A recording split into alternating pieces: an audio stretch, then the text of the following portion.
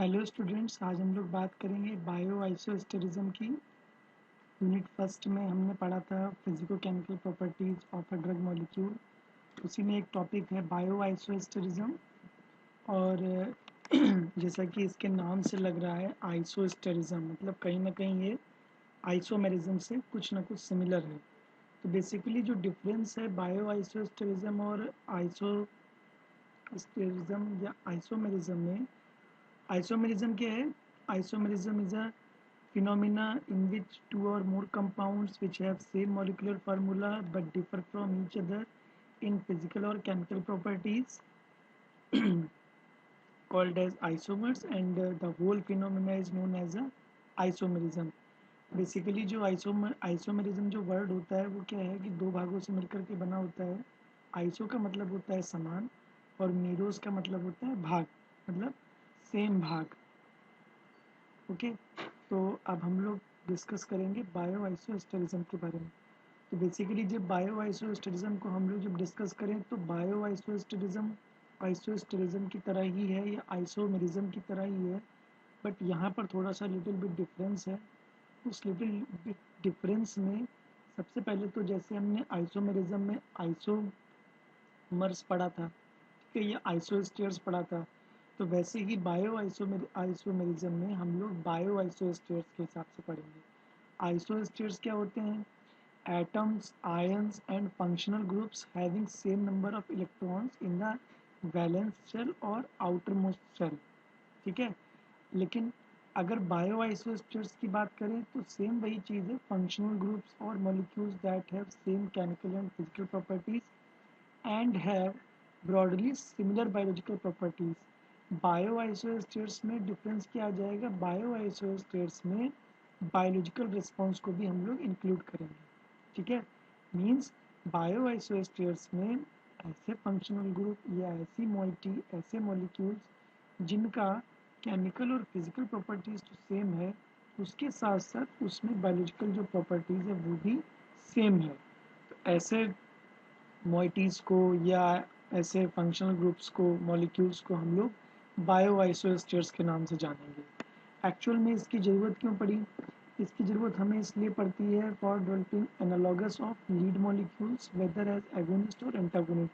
Suppose करो हमारे पास कोई मॉलिक्यूल है, अगर उसमें कोई उस मॉलिक्यूल में पर्टिकुलर मॉइटी या पर्टिकुलर कोई पार्ट अगर कहीं से कोई साइड इफेक्ट प्रोड्यूस कर रहा है या ड्रग हमारी पोटेंट नहीं है, तो हम क्या करेंगे?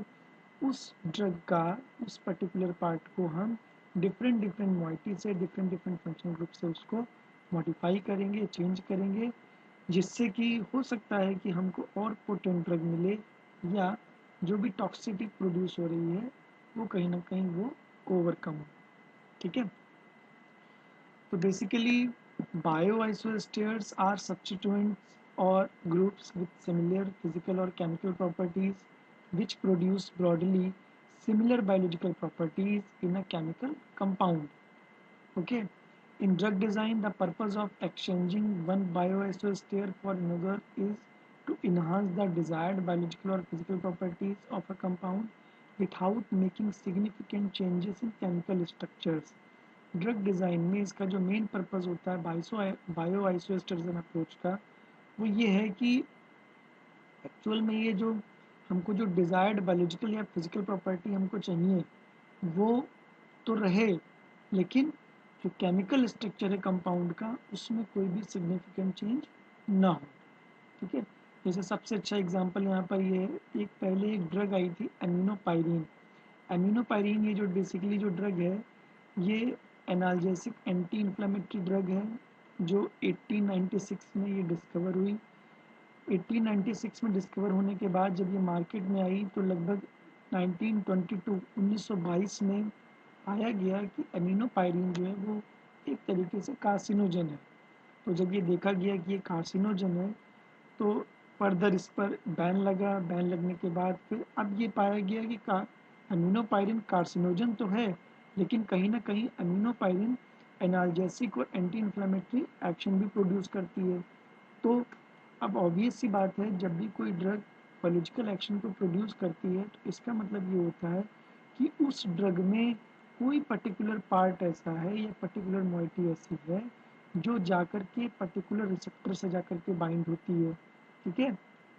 सेम इसी तरीके से अगर वो कार्सिनोजन है या कोई वो साइड इफेक्ट प्रोड्यूस कर रहा है, तो इसका मतलब ये है कि ड्रग में कोई ऐसा पार्ट है या कोई ऐसी मॉइटी है, कोई ऐसा फंक्शनल ग्रुप है जो रिस्पॉन्सिबल है उसके कार्सिनोजन के लिए, उसके साइड इफेक्ट्स के लिए, ठीक है। तो अब यहाँ पर फिर एक रोशे कंपनी ने क्या किया, इसी अमीनोपायरिन में फर्दर मॉडिफिकेशन किए। जब इसने फर्दर मॉडिफिकेशन किए तो इसने जो मॉडिफिकेशन किए वो मॉडिफिकेशन थे बायो आइसोस्टेरिक मॉडिफिकेशन, और इन मॉडिफिकेशन के रिस्पॉन्स में एक नया कंपाउंड इन्होंने डेवलप किया, वो डेवलप किया प्रोपाइल फिनाजोन। क्या है? प्रोपाइल फिनाजोन। ये जो प्रोपाइल फिनाजोन है ये कार्सिनोजेनिक एक्शन को नहीं प्रोड्यूस करता है, ठीक है। अब अगर हम प्रोपाइल फिनाजोन और एमिनोपायरिन के स्ट्रक्चर को अगर हम देखें तो लुक लाइक इतना स्ट्रक्चर जो है वो एमिनोपायरिन और प्रोपाइल फिनाजोन का सेम है। डिफरेंस क्या है? डिफरेंस है कि यहाँ पर जो ये डाई मिथाइल अमीनो ग्रुप जो लगा हुआ है इसको रिप्लेस किया गया है, ठीक है। इस नाइट्रोजन को यहाँ पर कार्बन CH से रिप्लेस किया गया है।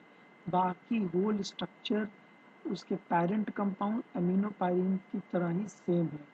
तो अब इसका मतलब ये है कि यहाँ पर कहीं ना कहीं ये जो अमीन लगा हुआ है, नाइट्रोजन जो लगा हुआ है, डाइमिथाइल अमीनो लगा हुआ है, ये कहीं ना कहीं रिस्पॉन्सिबल था कार्सिनोजन के लिए। हमने क्या किया? हमने बायो आइसोस्टेरिक मॉडिफिकेशन किया, ठीक है। बायो आइसोस्टेरिक मॉडिफिकेशन के थ्रू हमने इस अमीनोपायरिन को डिटॉक्सिफाई किया, इसका डिटॉक्सिफिकेशन किया और एक न्यू पोटेंट कंपाउंड हमने डेवलप किया जो पोटेंसी में अच्छा है और जिसमें टॉक्सिसिटी नहीं है। कौन सा? प्रोपाइल फिनाजोल, ठीक है। तो ये बेसिकली एक अच्छा एग्जांपल है बायो आइसोस्टेट्स का और एप्लीकेशन भी बायो आइसोस्टेरिज्म की, ठीक है। बेसिकली जो यूटिलिटी है बायो आइसोस्टेट्स की वो क्या है, हमें इस एग्जांपल को देख के समझ में आ रहा होगा कि यूटिलिटी क्या है। The development and application of bioisosteres had been adopted as a fundamental tactical approach useful to address a number of aspects associated with the design and development of drug candidates, जिसमें से सबसे पहला है improving potency. कोई भी drug है उसकी potency को हम इम्प्रूव कर सकते हैं, ठीक है, by using bioisosterism approach, by enhancing selectivity, also altering physical properties, reducing or redirecting metabolism, eliminating or modifying toxicophores. Toxicophores मतलब ऐसा particular part, ऐसी particular moiety which is responsible for toxicity in a drug molecule. Next, acquiring novel intellectual property. ठीक है, तो ये basically utilities हैं bio आइसोस्टेट्स की। क्यों हम उनको यूज़ करेंगे? इन सारी चीज़ों को टैकल करने के लिए हम लोग करेंगे कि इन ऑब्जेक्टिव्स को ध्यान में रखते हुए हम लोग बायो आइसोस्टेरिज्म अप्रोच का यूज़ करेंगे। बेसिकली जो बायो आइसोस्टेरिज्म में जो बायो आइसोस्टेट्स होते हैं वो बेसिकली दो टाइप के होते हैं। पहला होता है क्लासिकल बायो आइसोस्टेट्स और दूसरा होता है नॉन क्लासिकल बायो आइसोस्टेट्स। दोनों के नेम से ही स्पष्ट है। Classical means same steric and electronic properties, and non classical means do not have same steric and electronic properties, ठीक है। अगर हम इनके सब टाइप्स की बात करें तो classical bioisosteres monovalent, divalent, trivalent, tetravalent and ring equivalents type के होते हैं। और अगर नॉन क्लासिकल बायोएसोस्टेट्स की हम बात करें तो ये एक्सचेंजेबल ग्रुप्स और cyclic versus non cyclic means जो नॉन क्लासिकल ना हो वो सॉरी जो क्लासिकल ना हो जो क्लासिकल ना हो वो नॉन क्लासिकल होगा, ठीक है। सिंपल सा क्लासिफिकेशन है, सिंपल सा ये डिफरेंस है। अब अगर हम यहाँ पर एग्जांपल की बात करें क्लासिकल बायोएसोस्टेट्स की, तो classical bioisosteres represents the result of an early appreciation of the concept and encompass structurally simple atoms और ग्रुप्स। जैसे मोनोवैलेंट है तो मोनोवैलेंट एटम और ग्रुप्स का मतलब यहाँ पर है कि इनकी वैलेंसी जो है वो कहीं ना कहीं सेम होगी, T and H, FNH, NH2NOH, RSH and OH। अब यहाँ पर ऑक्सीजन को रिप्लेस कर दिया है किससे, सल्फर से रिप्लेस कर दिया है, ठीक है। Fluorine, OH, NH2CH3, chlorine, bromine, SH and OH। फिर अगर डाई वैलेंट की अगर हम बात करें तो C double bond C, C double bond N, C double bond O, C double bond S, ठीक है। इसी तरीके से अगर हम ट्राई वैलेंट की बात करें तो CH, N, tetra substitute atoms. फिर उसके बाद अगर हम रिंग सब इक्विवेलेंट की बात करें तो यहाँ पर ये रिंग है, ठीक है।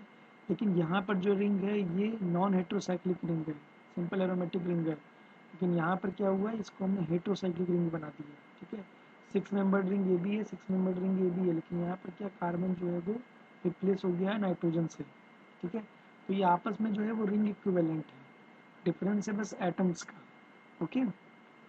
अब यहाँ पर अगर हम नॉन क्लासिकल बायो आइसोस्टेरिज्म की बात करें तो they are structurally distinct, usually comprised of different number of atoms and exhibit different steric and electronic properties.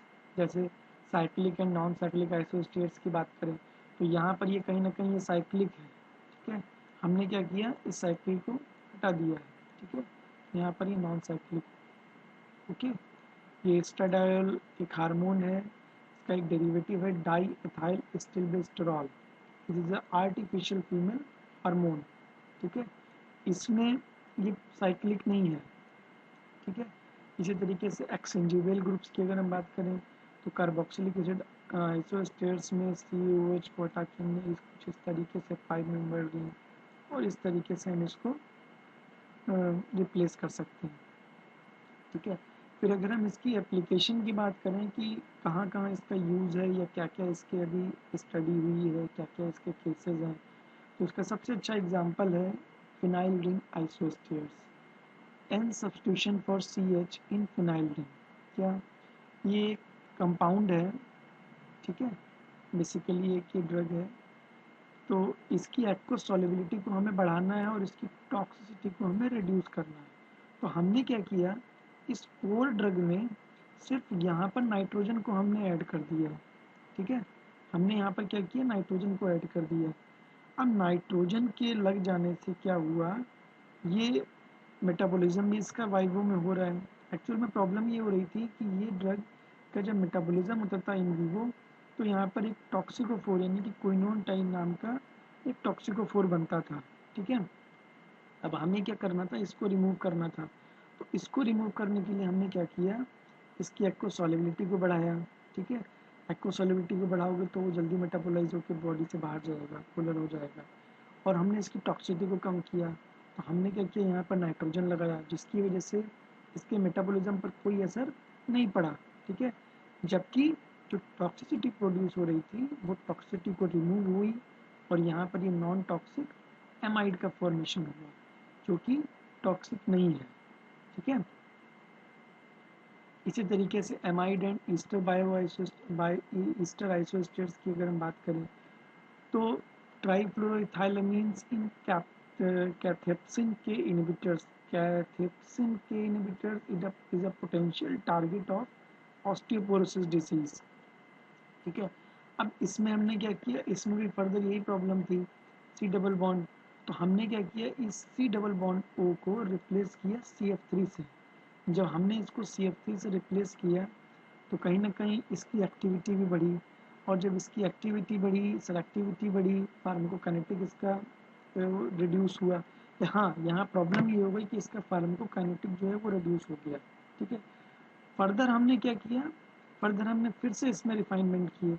जब हमने फर्दर इसमें रिफाइनमेंट किए तो हमने क्या किया, यहाँ पर कुछ अलग चेंजेस हमने किए। यहाँ पर ये पाइपेराजीन रिंग को हमने यहाँ पर रिमूव कर दिया, ठीक है।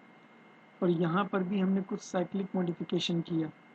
अब इसको करने से क्या हुआ कि हमारे कंपाउंड की फार्माकोकाइनेटिक या उसकी एडीएमई अच्छी हो गई, ठीक है।